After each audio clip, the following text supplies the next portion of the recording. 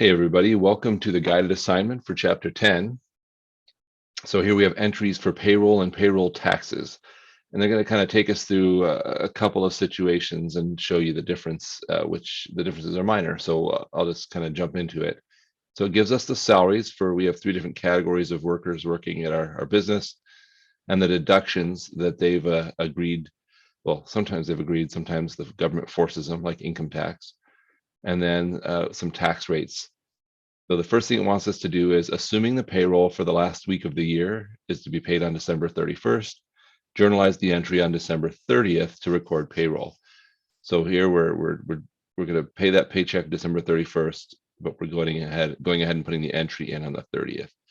So the first thing we're going to do is record the expenses. We have sales salary expense and warehouse salary expense and office salary expense. There it is.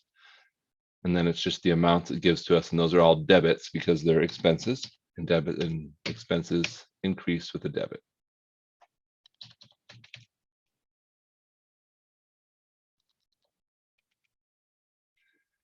Then we're going to have all these withholdings that we have to account for, and because the withholdings are just pulling money out of the employee's paycheck, it's not an expense to us.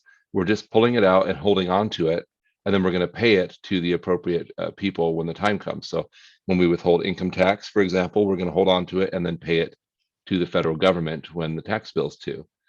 When we withhold for U.S. savings bonds, we're going to pay that to the bank or wherever we're buying the bonds through. So each of these is going to become a payable. So we're going to have income tax payable. Then we're going to have Social Security tax payable. You see that right here. We're going to have Medicare tax payable. And we're going to have savings bond deductions payable and group insurance payable. We're not concerned about the state unemployment and federal employment because you can see right here it says it's employer only, meaning as the employer we have to pay those amounts, but the employee doesn't. And so we're gonna not worry about those when we're doing this. Is the amount we're withholding from the employees. So our state income or our income tax is $89,584, and since they're payables, we'll be doing them on the credit side. Our Social Security tax is 6% of our payroll. So if our total payroll is 509,000, multiply that by 6%, we get $30,540. Our Medicare is 1.5% of our total payroll. So 509,000 times 1.5% is 7635. Our U.S. saving bonds deduction, it gives us the amount of 11,198. And then our group insurance was 9162. And so now this leaves us with the fact that our debits are not going to equal our credits. So the difference between our salaries, expenses, and all of these payables for the withholding is going to be our actual salaries payable, the amount we're actually going to pay out to people when we actually pay the paycheck on the next day on December 31st.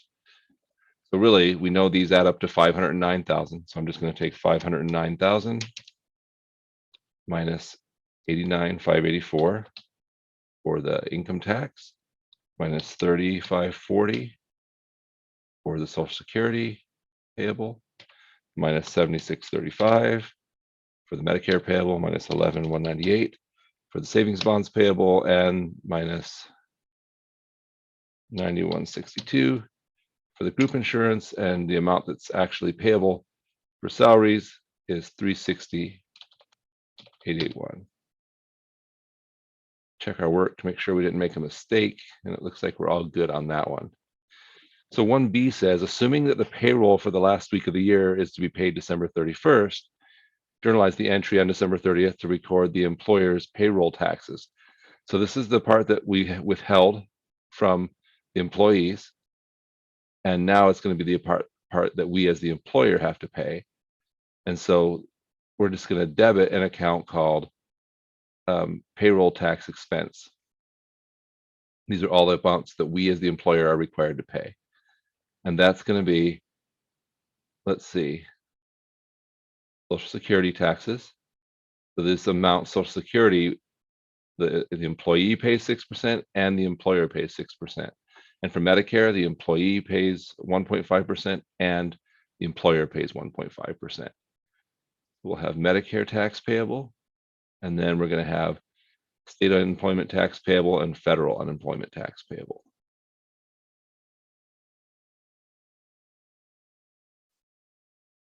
And then it's just easiest to figure out the amounts of all these payables, add them up, and that will equal the amount of our payroll tax expense.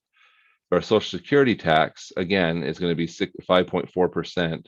I'm sorry, 6% of our total payroll of 509,000. I could recalculate that or know that it's the exact same as what we did up here. So 30,540 for the Social Security and 70,635 for the Medicare. And then the state unemployment tax. So state unemployment tax is only assessed to a certain portion of their payrolls. So a lot of times by the end of the year, you're not having to pay state unemployment tax on the full amount of your payroll. So this problem tells us of the total payroll for the last week of the year, 25,000 is subject to unemployment compensation taxes. So I'm just going to take 25,000 and multiply that by the rate, which is 5.4%. For the state unemployment tax, $1,350. And then that same amount, 25,000, and multiply that by 0.8%, which is 0.008, to get our state or our federal unemployment. Add all those up, and that'll be the amount of our debit. When in doubt, make the journal entry balance.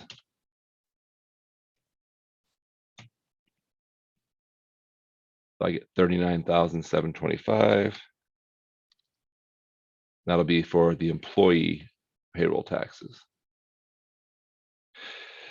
All right, so part 2 wants us to assume that instead of paying this paycheck on December 31st, like they said up here, instead we'll be paying it on January 4th of the following fiscal year. So journalize the entry to record the payroll. I will tell you that for this first one, because we have all the same expenses still this year, and then we have all of these withholdings are the exact same, this journal entry is going to be identical. Okay, so really we're just going to go through salaries, sales salary expense, warehouse salary expense, and office salary expense, and then employee income tax payable, Social Security tax payable, and so forth.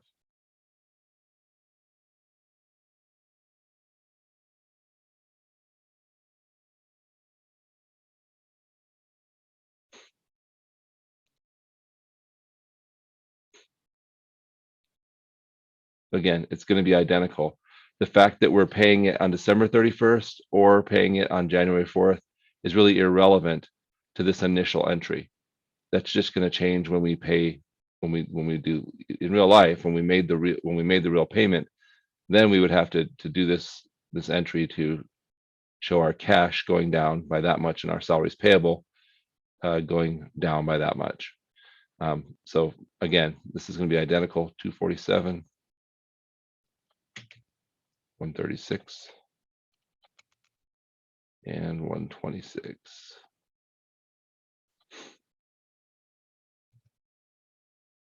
$89,584, $35.40. I could just copy and paste these if it's easier. I think it might be slower.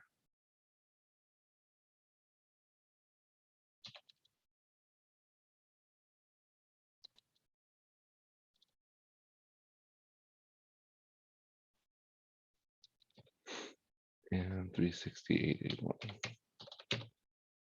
Okay, so again, I just copied exactly the entry I made up here. Make sure I was wise in doing that. Yep, it's unchanged. Now there is going to be a little change to our payroll taxes. As I mentioned before, because state and federal unemployment taxes are usually only applied to a certain amount of the earnings we pay per year, or the payroll expense we pay each year. By the end of the year, we don't usually have to pay payroll tax or state or federal unemployment taxes on the full amount of our payroll. But this one tells us, because it's a new fiscal year, because we're paying this into January 4th, all 509,000 of the salaries is subject to the unemployment compensation taxes. So this is going to be slightly different. Still going to be the same accounts. Okay, so we're going to have our, let's see, payroll tax expense, and we're still going to have our Social Security taxes payable and our Medicare taxes payable, and we're still going to have our state unemployment tax payable and federal unemployment tax payable. So the accounts are all the same. But now our Social Security is going to be the same thing, right? 509,000. That's all of the earnings, all of the wages, times 6%. We can do the math on that, or we've already done it above, so we know that's going to be 30,540. Whoops.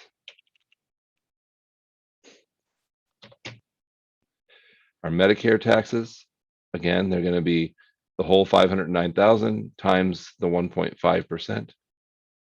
Comes up to 7,635. But for our state unemployment taxes now, we're going to look at this rate. So state unemployment is 5.4%. I'm going to take the full 509,000, multiply that by 0.059 for 5.5. Oh, sorry, 5.4%. 0.054. I get 27,486. Federal unemployment, I'm going to take the full 509,000 and multiply that by the rate of 0.8% or 0.008. $4,072. So our payroll tax expense is going to be higher in the new year because we're paying on these full amounts for the state unemployment tax than it was at the end of the previous year. I'll add these up: 30,540 plus 7635 plus 27,486 plus 4,072 and 69,733.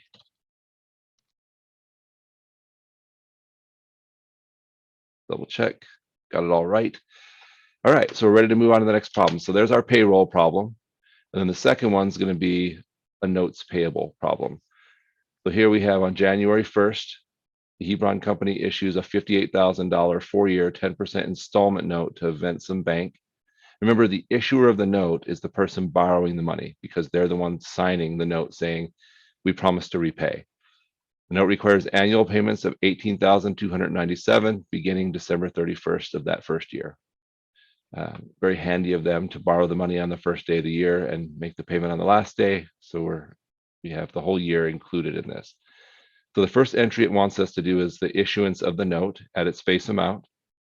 So all we're going to do, if we're the issuer, that means we're borrowing the money, is we're going to show our cash going up and our notes payable going up by the full amount we're borrowing, so 58,000.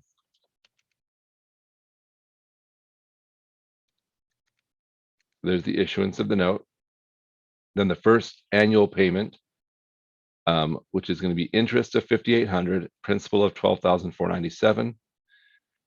So again, if this is the payment, we're making the payment. So we're going to have an interest expense. Then we're also going to be reducing or debiting the notes payable. And then our cash is going to go down. So we're paying out cash, and that cash is going to pay a portion of interest and a portion of note payable. So it tells us right here, the interest was 5,800. The principal was 12,497.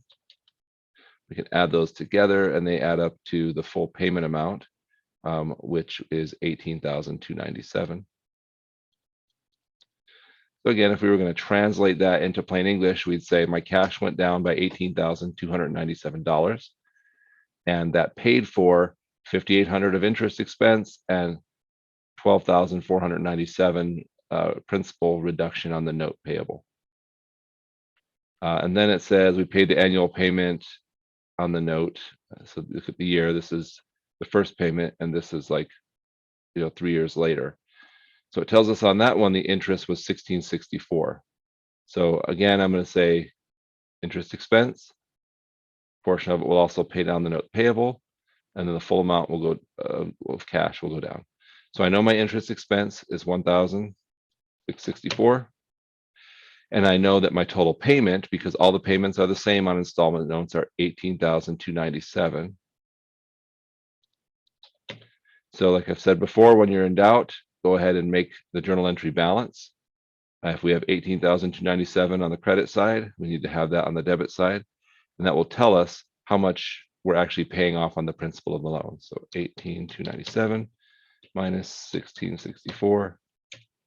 Going to be $16,633 will be the amount that we're debiting notes payable. And that's it. All right, well, I hope that was valuable to you. As always, don't be afraid to ask if you need additional help. And good luck on the rest of the work this week.